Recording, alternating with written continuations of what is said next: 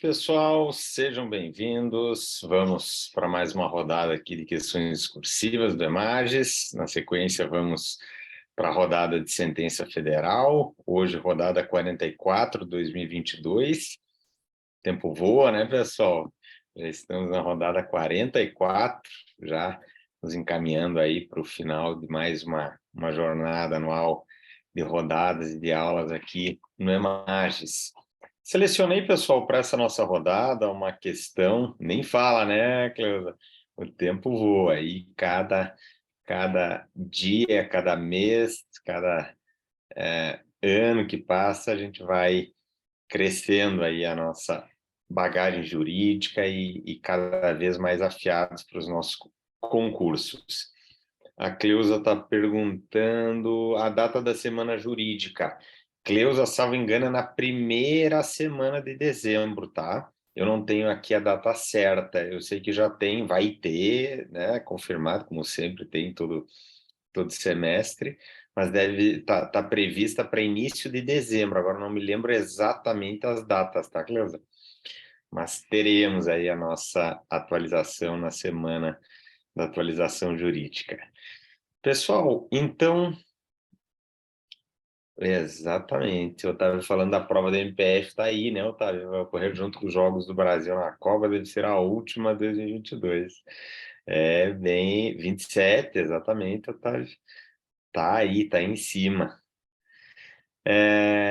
Pessoal, então, vamos compartilhar aqui os nossos slides, começando com as excursivas, depois nós vamos encerrar e abrimos ali para a sentença federal. Compartilhar aqui o nosso slide em tela cheia, aqui, ó. Beleza, pessoal, uma questãozinha de direito do consumidor, vamos ao enunciado. Cobrava, na verdade, algumas questões teóricas bem comumente cobradas aí em provas, tratadas, né, em todos os cursos, manuais, e que foi objeto, um ponto aí mais específico de um recentíssimo julgado do STJ, agora dos informativos 754. Então, nós tínhamos uma empresa, Vende Tudo Limitada, que foi condenada a uma indenização por danos materiais experimentados aqui por uma consumidora, Socorro Silva, em decorrência de um acidente de consumo, produto produzido e vendido por ela. No cumprimento não foram localizados bens e, por isso, fora requerida a desconsideração da personalidade jurídica para estender aos sócios e administradores a responsabilidade pela obrigação, que foi acolhida pelo juiz.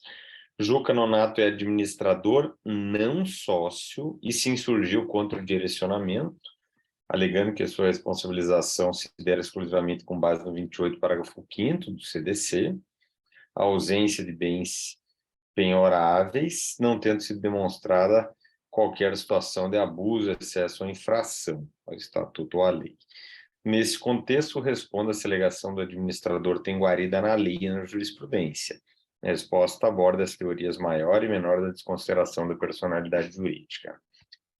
Então, pessoal, nós começamos, né, lembrando aqui da teoria do levantamento do véu aí, né, do Disregard Doctrine, bonitinho, né, o casamento aí do príncipe e da Meghan, né. E a Disregard Doctrine, como nós sabemos, tem uma teoria maior, uma teoria menor, que a gente faz a maior confusão, né, em identificar uma ou outra. A dica que eu dou é a teoria maior, ela é maior porque ela exige mais requisitos para o seu deferimento. A teoria menor, ela é menor porque ela exige menos requisitos para o seu deferimento. Teoria maior da desconsideração, lembre do Código Civil, artigo 50. É necessária a demonstração de um ato abusivo por meio, né, de um desvio de finalidade ou confusão patrimonial em prejuízo ali ao credor, Então, esses atos abusivos, a prática abusiva deve ficar demonstrada, a prática abusiva, a confusão patrimonial, que não deixa de ser também, né, uma forma de abuso para tentar evitar uma responsabilização.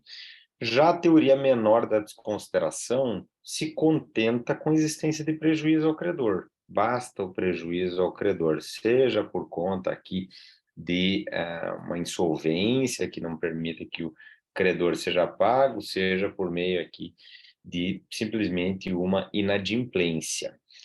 Teoria adotada no artigo 28, parágrafo 5º do Código de Defesa do Consumidor, né? E também em matéria ambiental, em matéria econômica, nós temos a adoção dessa teoria. Claro que ela é muito, muito mais favorável para aquele que sofrer algum tipo de prejuízo e, portanto, para a tutela do bem que foi prejudicado com base, né, numa atuação de pessoa jurídica.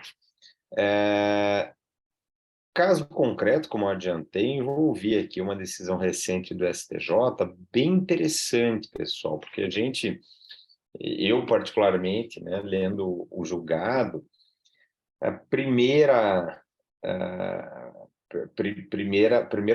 raciocínio que eu teria, não conhecendo, claro, jurisprudência em particular aí nesse aspecto definido agora pelo STJ,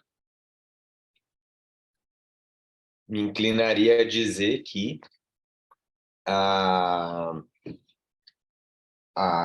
teoria menor do CDC é aplicável, seja para sócio-administrador, sócios em geral, né, e também para administradores não sócios, porque o administrador não sócio, ele que definiu ou define os rumos, né, da empresa. Digamos que em raciocínio nesse sentido seria um tanto quanto lógico.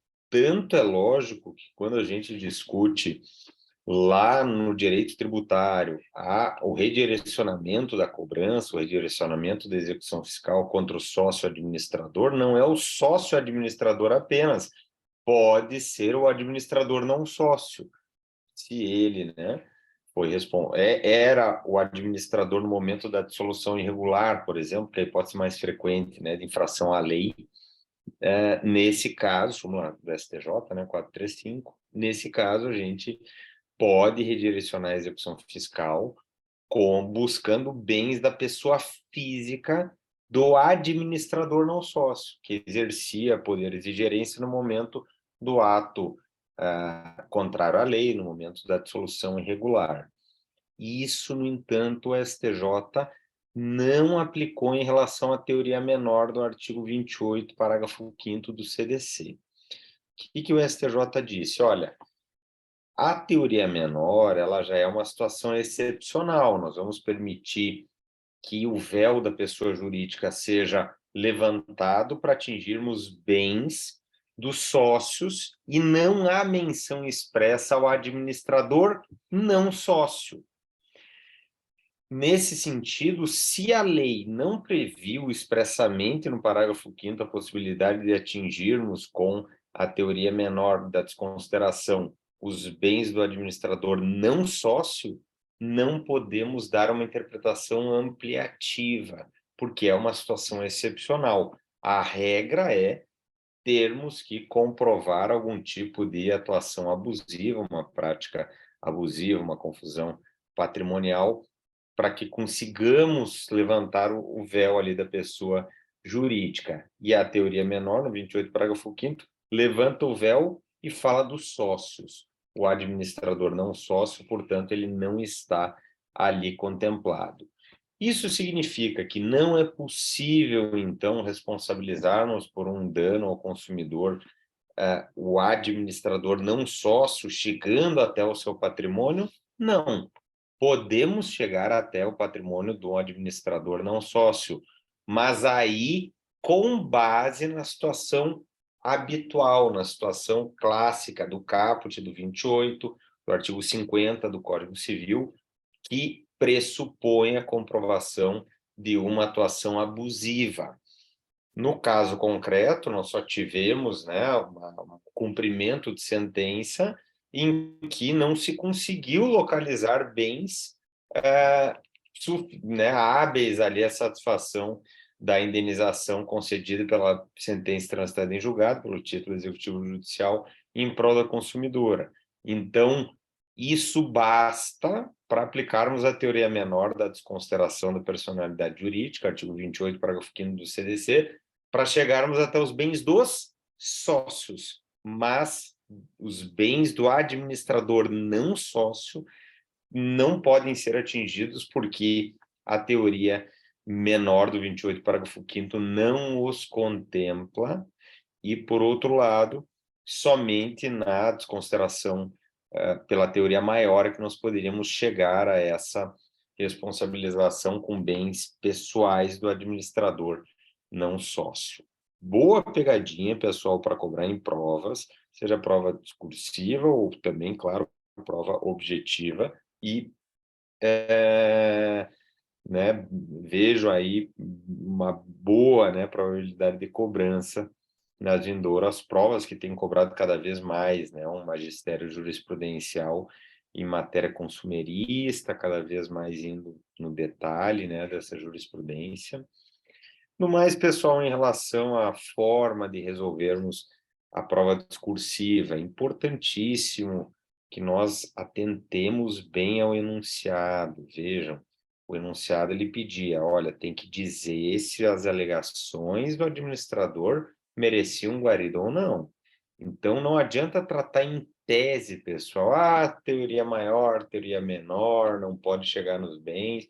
Não, tem que dizer se as alegações mereciam ou não acolhida, se as alegações teriam um eco na lei e na jurisprudência. Deveríamos afirmar isso ou negá-lo, né? Então, cuidado, uma leitura atenta do enunciado, mas o enunciado pedia para falar sobre as duas teorias, maior e menor. Tinha que falar das duas, ainda que o caso, né, envolvesse ali o 28, parágrafo 5º da teoria menor.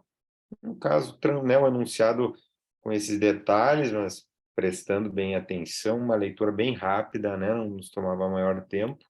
Brainstorm, de a gente lembrar teoria maior, teoria menor, tudo, né, jogando no papel, artigo 50 do Código Civil, artigo 28, parágrafo 5º do CDC, e aí dava até para citar, se fosse o caso, né, numa prova discursiva, dá para consultar ali dispositivos legais outros também para exemplificar teoria menor, lá em matéria de direito econômico, né, de infrações de ordem econômica, também em matéria ambiental, e, né, mencionar também, né, no brainstorm a gente soltaria entendimento recente do STJ, possibilidade de atingir bens do sócio, do administrador não sócio apenas com base na teoria maior, não com base na teoria menor, para daí montarmos, né, a nossa resposta com início, meio, fim, uma introdução, desenvolvimento, uma conclusão. E aqui a gente, quando tem uma pergunta específica, já pode começar dizendo, né, que as alegações articuladas, tecidas, deduzidas pelo administrador Juca encontram eco tanto na lei quanto na jurisprudência do Superior Tribunal de Justiça, na recente jurisprudência ou na mais atual jurisprudência do Superior Tribunal de Justiça. E aí, num parágrafo seguinte, poderíamos falar das duas teorias, né? Falando de teoria maior, falando de teoria menor, contrastando as duas, para daí, um terceiro parágrafo afirmar, né, que, segundo definiu o STJ, teoria menor não pode justificar na forma do artigo 28, parágrafo 5º, a desconsideração da personalidade a fim de atingir o patrimônio do administrador não sócio, porque a situação é excepcional e não está contemplada expressamente no dispositivo legal em lista.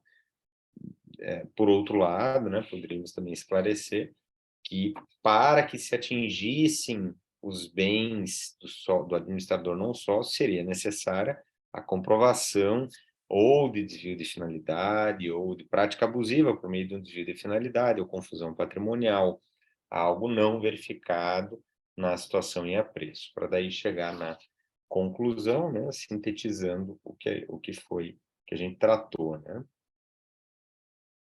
Daniel aqui colocando TJ Maranhão na discursiva cobrou responsabilização de CDC. Interessante, Daniel.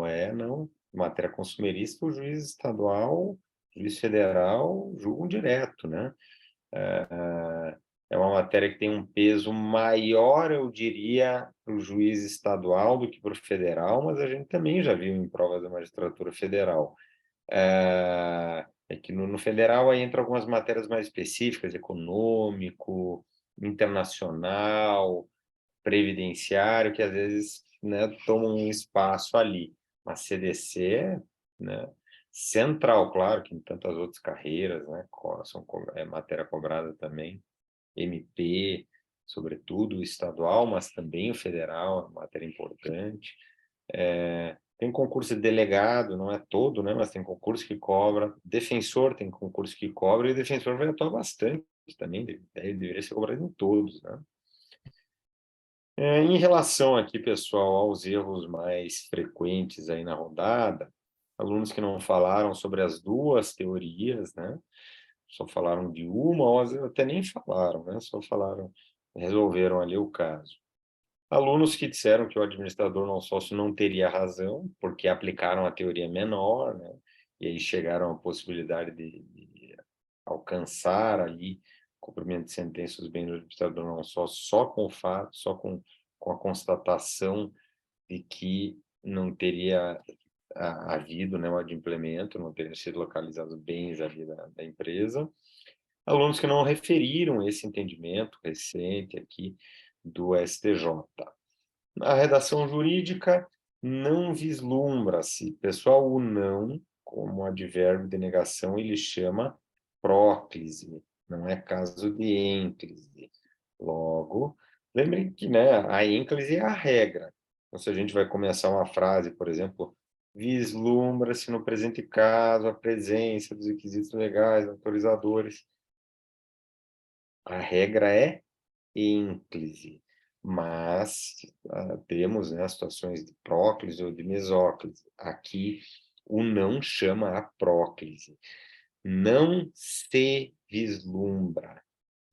Apesar do administrador argumentar, erro comum, né? Apesar de o administrador argumentar, o verbo está no infinitivo, não pode ter a contração.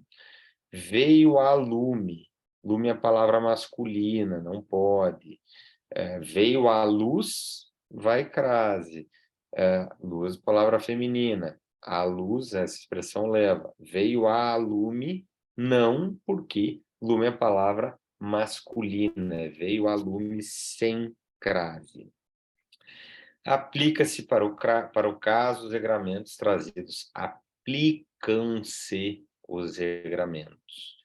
O sujeito da oração é esse aqui, ó. Os regramentos trazidos aplicam-se para o caso. Então, cuidado com essas inversões e né, erro comum aqui também de concordância. Ok, pessoal. Então, essa era a nossa questão de direitos do consumidor dessa semana, rodada 44, 2022. Teremos agora, na sequência, deu bem na hora para a gente iniciar a nossa rodada 44 de sentenças federais. Vamos fechar o vídeo aqui, né, para ficar a gravação certinha depois. Na sequência, voltamos aí. Quem quiser participar, quem puder, aguardo vocês. Um abraço, pessoal. Até a próxima. Fiquem com Deus. Tchau, tchau.